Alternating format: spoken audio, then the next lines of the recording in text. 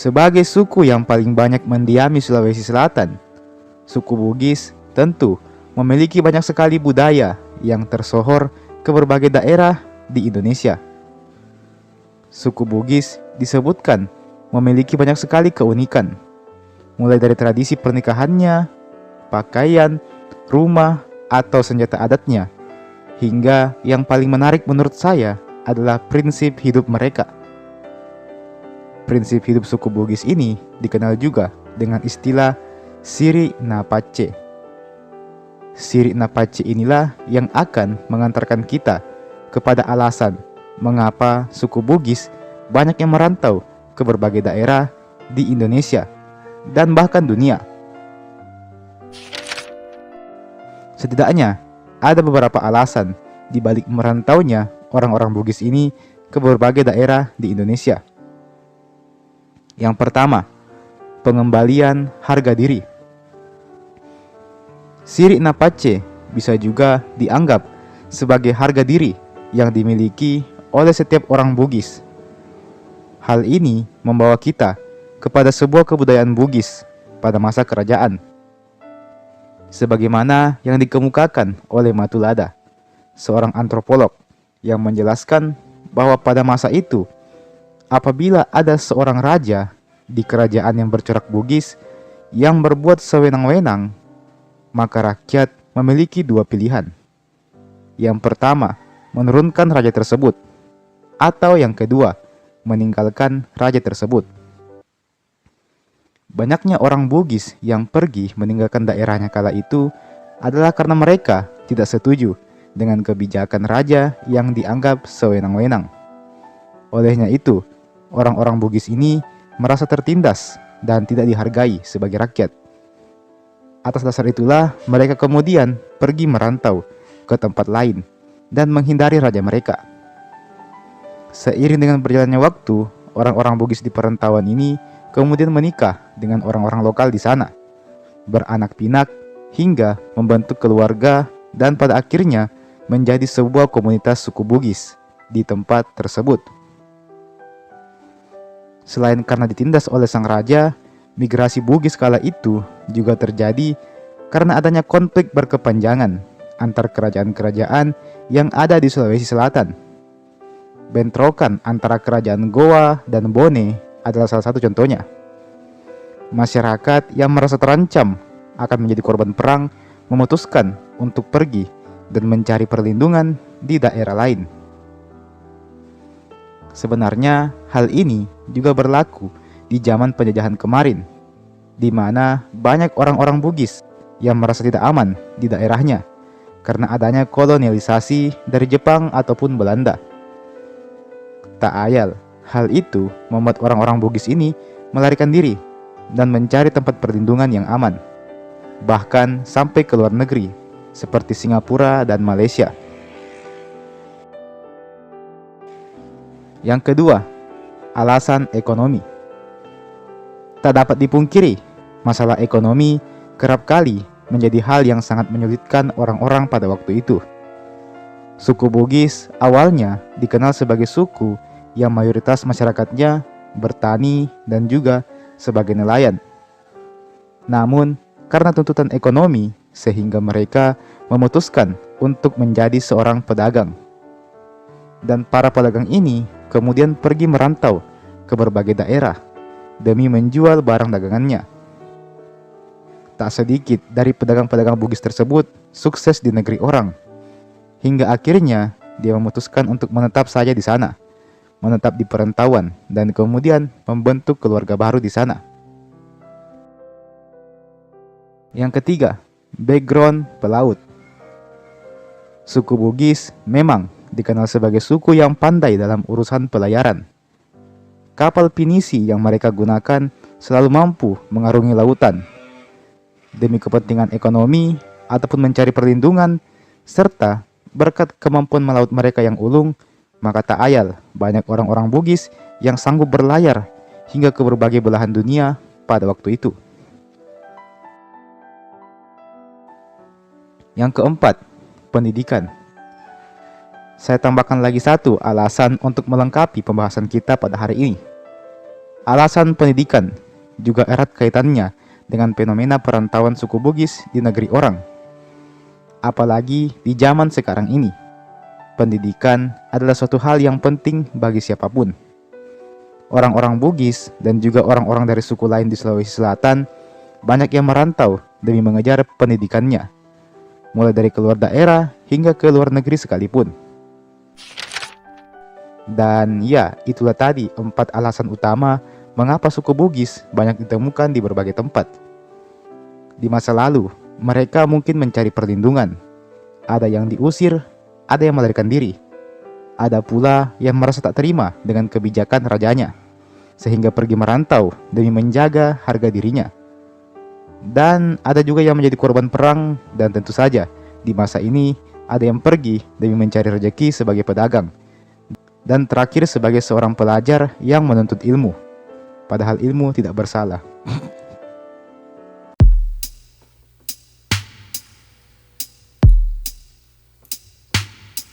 Pada umumnya, masyarakat memang hanya mengenal 2 macam gender saja, yakni maskulin dan juga feminim.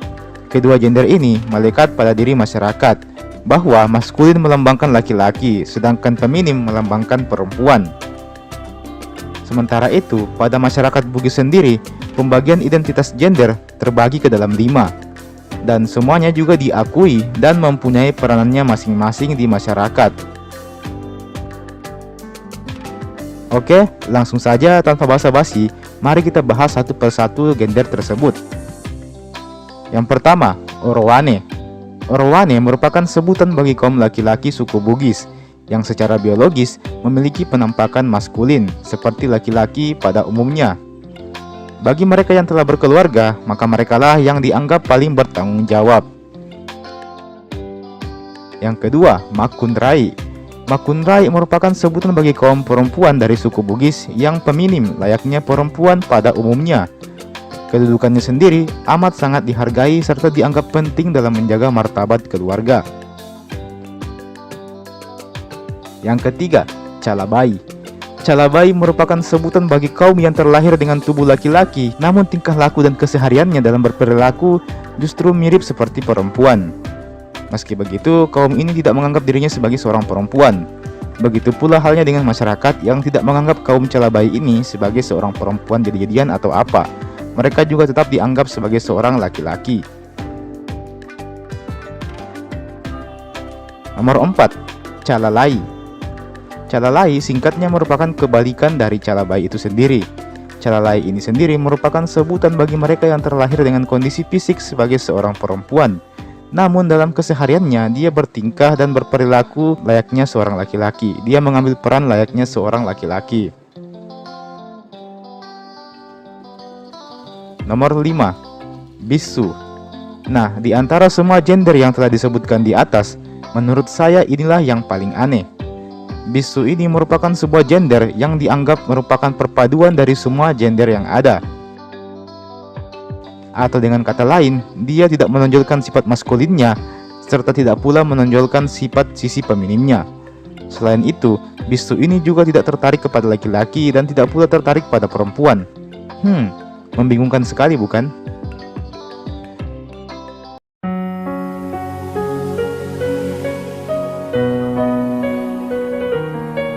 Masyarakat Bugis adalah masyarakat yang telah lama mendiami wilayah Sulawesi Selatan.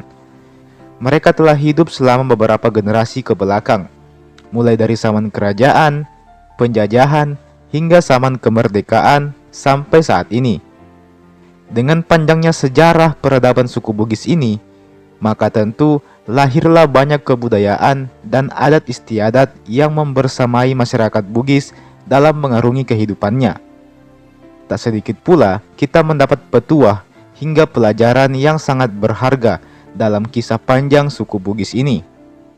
Pelajaran ini diwariskan dari generasi satu ke generasi yang lain, turun-temurun, yang kemudian menjadikannya sebagai ciri khas dari suku Bugis itu sendiri. Salah satunya adalah sebuah filosofi yang bernama Geteng, Lempu, dan Ada Tongeng. Falsafah inilah yang kemudian menjadi sikap batin yang paling mendasar yang dimiliki oleh orang-orang Bugis. Lantas, Apa makna dari geteng, lempu, dan ada tongeng ini? Mari kita bahas satu persatu.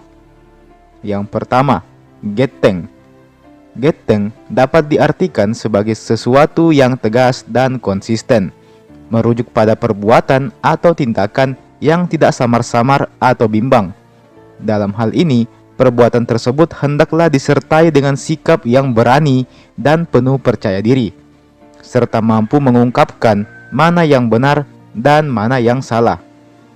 Berani mengemukakan apa yang dia inginkan dan apa yang dia tidak inginkan. Jika ada yang salah, maka dia berkata salah. Jika benar, maka dia katakan itu benar, tanpa memandang kondisi atau kepada siapa dia berucap. Geteng adalah sikap yang tegas dan tidak pandang bulu dalam menegakkan apa yang diyakininya. Tak peduli, meskipun itu adalah keluarga sekalipun. Jika mereka berbuat salah, maka katakanlah salah. Dan jika mereka benar, maka katakanlah benar. Sebuah sikap yang dapat diibaratkan sebagai garis lurus yang tidak mampu dibengkokkan oleh apapun. Sikap konsisten dan pemberani, tegas dan penuh percaya diri.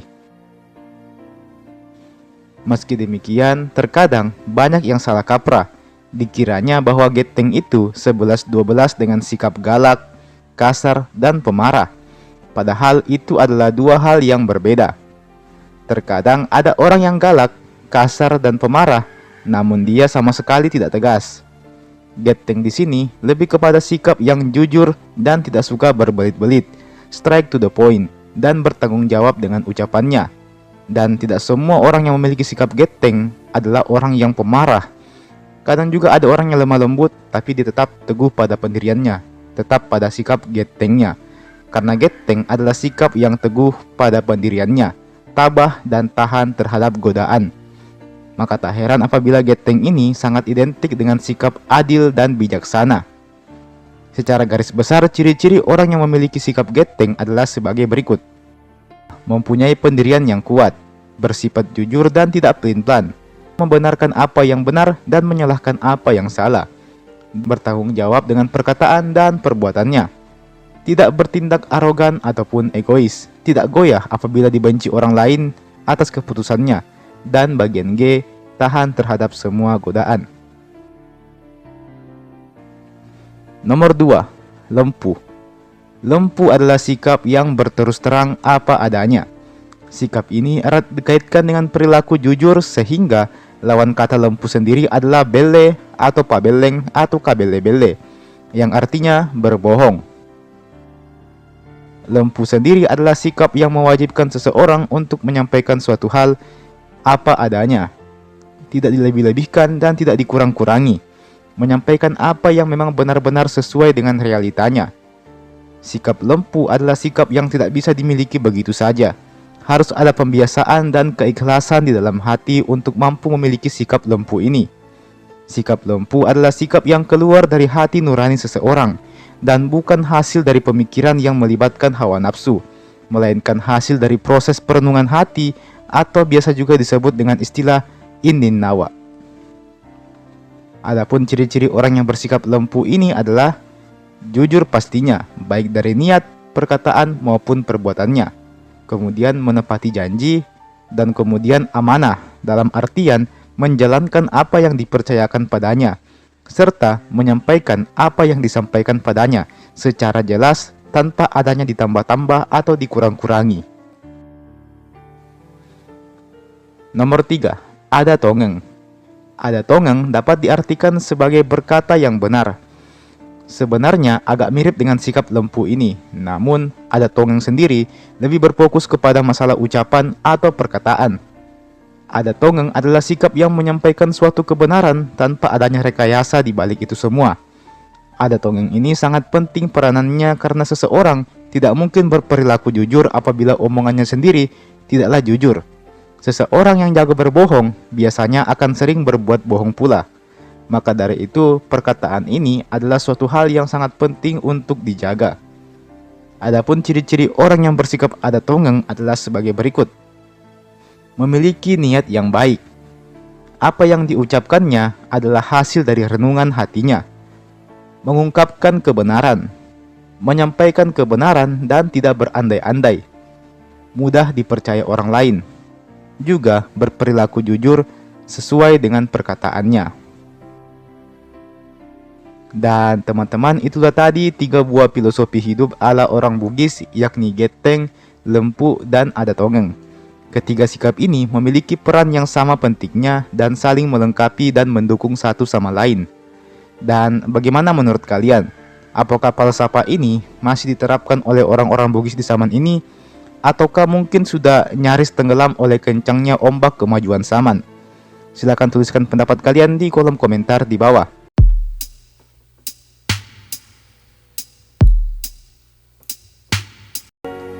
Lagu Ininnawa Sabarae sendiri secara garis besar mengandung arti kesabaran hati dan ketulusan. Lagu ini menceritakan tentang sikap seseorang yang harus sabar dalam menghadapi suatu hal, karena kesabaran akan mampu mendatangkan suatu kebahagiaan nantinya. Kebahagiaan dapat dirasakan apabila seseorang mampu mensyukuri dan menerima takdirnya. Bisa dibilang lagu ini sangat syarat akan makna dan juga filosofi tentang arti dari sebuah kesabaran. Oke, mari kita bedah satu persatu bait liriknya. Judul lagu Ininnawa Sabarae sendiri memiliki arti ketulusan dan kesabaran. Adapun liriknya adalah sebagai berikut. Ininnawa Sabarae, Ininnawa Sabarae, lolongeng gare deceng, ala to sabarae de, yang artinya ketulusan dan kesabaran konon akan mendapatkan kebaikan jiwa orang penyabar. Bisa dibilang bait ini mencoba menegaskan bahwa seseorang yang berjiwa sabar dan memiliki ketulusan akan mendapatkan pula kebaikan dan juga ketulusan dari orang lain. Dalam prakteknya, apabila kita menjalankan suatu pekerjaan, maka harus diawali dengan niat dan ketulusan hati. Maka apabila kita tulus dan ikhlas mengerjakan sesuatunya tersebut, maka kita akan mendapatkan hasil yang baik juga. Selain itu, kita juga diharuskan memiliki sifat yang tabah, yang artinya menerima segala sesuatu yang terjadi dengan apa adanya, tidak mencela ataupun menolak rezeki. Ketabahan sendiri dapat diukur dari sejauh mana kemampuan seseorang tersebut dalam bersabar. Pitu taunna sabara, tenginang kulolongeng, ala riaseng leceng, yang artinya 7 tahun bersabar, tapi belum juga kudapatkan yang namanya kebaikan atau rezeki. Pada bait ini, lagu ini mencoba mengajak kita untuk memahami kenyataan bahwa terkadang sekeras apapun usaha kita, sekuat apapun kesabaran kita, tidak akan membuahkan hasil seperti yang kita harapkan. Kadang hidup akan terasa sangat tidak adil. Kadang kita akan merasakan kepahitan dalam hidup, kegagalan, ketidakmampuan, kekurangan, dan masih banyak lagi. Kadang hidup penuh dengan lika-liku. Kadang semua usaha dan pengorbanan kita tidak berbanding lurus dengan hasil yang kita dapatkan. Deceng ender eki ri bola-bola, terjadi tetap pere, ala banna mase-mase, yang artinya, duhai rezeki, naiklah ke atas rumah, tanpa tikar permadani, juga dalam kesederhanaan. Pada bait ini, lagu ini mencoba mengajak kita untuk berusaha semaksimal mungkin setiap harinya. Kebaikan itu haruslah kita jemput. Kebaikan itu haruslah kita cari, lalu kemudian bisa kita bawa ke dalam rumah. Ke dalam rumah di sini bisa juga dimaknai bahwa kebaikan yang kita dapatkan itu haruslah kita nikmati secara bersama-sama dengan orang lain atau keluarga. Kebaikan itu tidak akan datang apabila tidak diusahakan. Olehnya itu kita harus berusaha sendiri dan mencari kebaikan itu. Kita tak boleh berputus asa meskipun saat ini kita hanya hidup sederhana. Mase-mase idinaga Risuro Matarana ala Motea Mabela, yang artinya kesederhanaan inilah yang ibaratnya mengasuh dan membesarkan seorang anak, juga engkau tak menjauh. Kesederhanaan menurut lagu ini tak ubahnya seperti seorang ibu yang merawat anaknya. Seorang ibu yang tulus dalam merawat, membesarkan dan mendidik anaknya. Walaupun tidak ada yang menggajinya, si ibu itu punya harapan besar tentang kehidupan anaknya kelak yang akan dipenuhi dengan kebahagiaan. Mendapatkan kebahagiaan itu ibaratkan membesarkan seorang anak. Butuh proses, butuh waktu yang lama untuk anak itu menjadi dewasa dan mandiri. Setelah anak itu dewasa dan mandiri, maka barulah kebahagiaan itu akan terasa. Mabelampi kutiroki, mujopa ale-ale, ala mutelu sitindro, yang artinya, dari jauh ku melihatmu, engkau berjalan sendiri, juga bertiga. Makna lagu ini menegaskan bahwa kebaikan itu sama halnya dengan seseorang yang sedang berjalan. Kelihatannya dia sendiri, namun sebenarnya dia tidak sendiri. Ada 3 buah hal yang selalu menemani orang itu. 3 hal yang dimaksud adalah niat, usaha, dan juga doa. Telu memengga si tindro, nyawaku na tubuhku, ala passe gerengde. Yang artinya, 3 memang saya jalan bersama, nyawaku dan tubuhku, serta amal perbuatanku. Dalam bait ini dikatakan bahwa seseorang manusia selalu bersama dengan 3 hal, yakni jasad, nyawa, dan juga amalnya.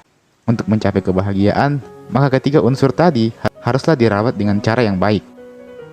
Sengerengmu pada bulu-bulu, ada tak silapae, ala rutungang manengi. Yang artinya, kebaikan setinggi gunung, walaupun satu kata saja, semua akan runtuh.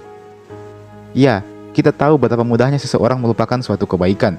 Olehnya itu, kebaikan haruslah dirawat dengan cara menghindari segala bentuk keburukan. Karena apabila kita berbuat keburukan, maka hilanglah sudah kebaikan yang selama ini kita jaga. Itulah tadi makna yang terkandung dalam lagu tersebut. Lantas, apa misteri yang saya maksudkan di awal tadi? Lagu Ini Nawa ini tergolong ke dalam lagu Nina Bobo, alias lagu yang kerap kali dinyanyikan seorang ibu saat hendak menidurkan anaknya. Lagu ini termasuk lagu yang amat sangat kuno. Diperkirakan lagu ini telah ada sejak tahun 1912 Masehi. Dan misteri terbesarnya adalah tidak ada yang tahu secara pasti siapa sosok orang yang menciptakan lagu ini. Konon kabarnya lagu ini ditulis dalam batang bambu dengan menggunakan aksara Lontara dan ditemukan oleh seseorang. Sejak saat itu, orang-orang Bugis percaya bahwa bait-bait Ini Nawa ini punya pesan yang sangat dalam. Karena pada zaman dulu, apabila ada tulisan dalam bambu, maka bisa jadi itu adalah tulisan yang sangat penting. Bait-bait Ini Nawa ini pun kemudian diabadikan ke dalam sebuah lagu, sebagaimana yang sering kita dengarkan saat ini. Bisa jadi ini adalah pesan atau petuah dari nenek moyang kita dahulu kepada kita semua yang hidup saat ini, bahwa hidup itu harus senantiasa dihiasi dengan ketulusan dan kesabaran. Ini Nawa sabarae.